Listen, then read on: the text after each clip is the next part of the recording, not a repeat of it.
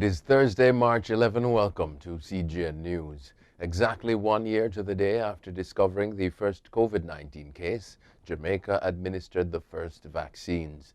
Former Prime Ministers P.J. Patterson and Bruce Golding led the way as they endorsed the Health Ministry's plea for Jamaicans to accept the vaccine.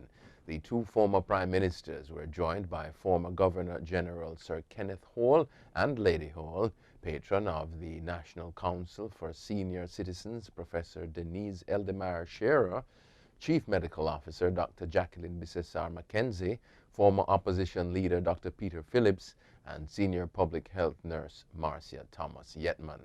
Some 18 vaccination centers opened across the island yesterday morning.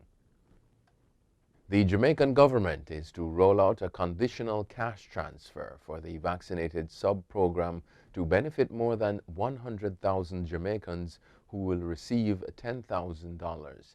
It is for people 60 and over who are not in receipt of a paycheck for a pension greater than $1.5 million per year. Persons will have to be vaccinated as evidenced by the records at the Ministry of Health.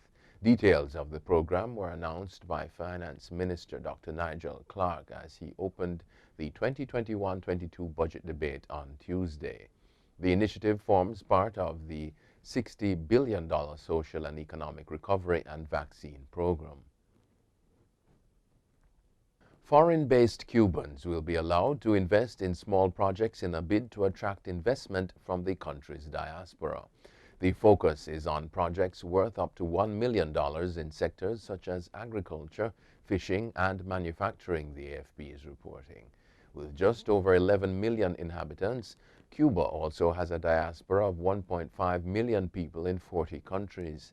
Some had registered an interest in investing in the island, but were put off by the multi-million-dollar projects the government previously proposed.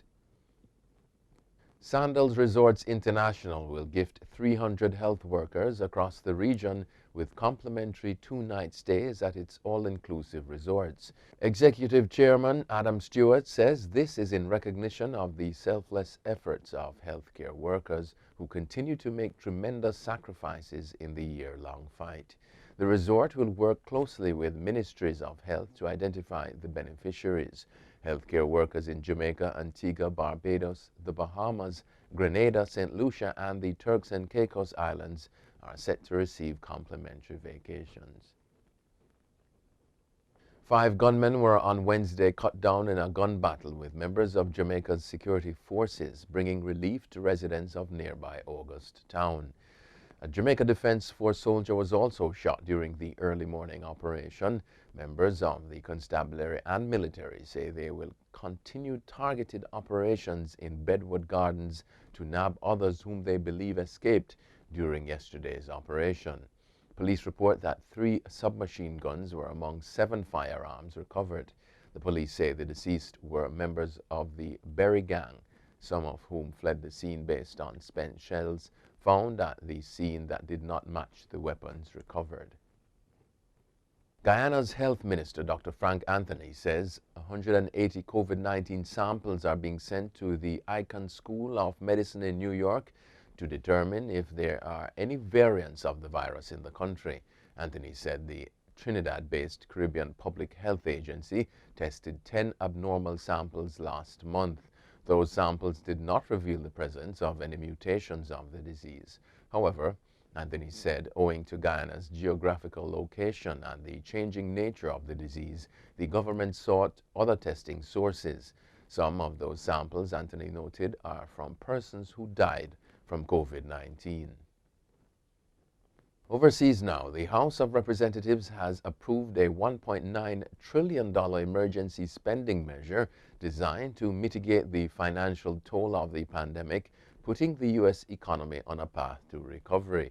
The House voted largely along party lines, 220 to 211, to send the legislation to President Joe Biden, who will sign it on Friday.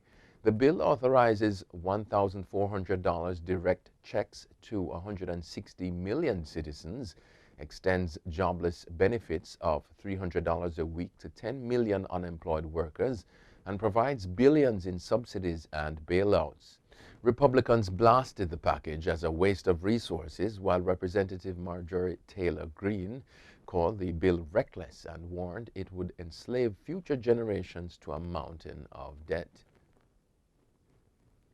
The Prime Minister of Ivory Coast, Hamed Bakayoko, has died in a hospital in Germany, authorities say.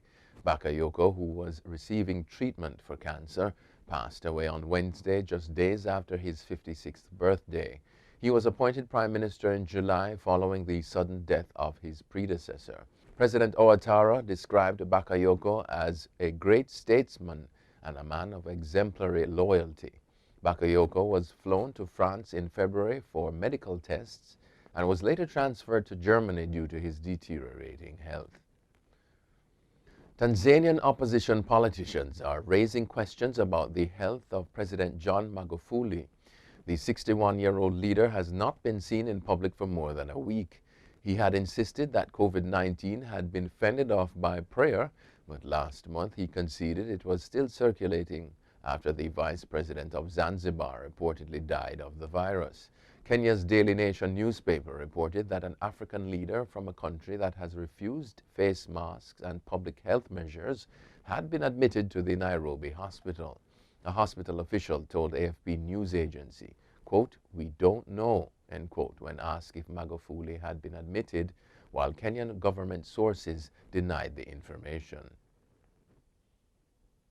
And finally, Japan is paying tribute to the nearly 20,000 victims of a powerful earthquake and tsunami that struck the country 10 years ago, destroying towns and triggering the world's worst nuclear disaster since Chernobyl. Emperor Naruhito and Prime Minister Suga were expected to join a memorial for the dead at a ceremony in Tokyo today, while several events were planned across northeastern Japan. A minute's silence will be marked nationwide at 2:46 local time, the precise moment the 9.0 magnitude earthquake struck on March 11, 2011. The onslaught of waves triggered by the tremor crippled the Fukushima nuclear power plant. More than 160,000 residents were forced to evacuate as radiation spewed into the air. That's it for CGN News. I'm Scott Wilson. Thanks for watching.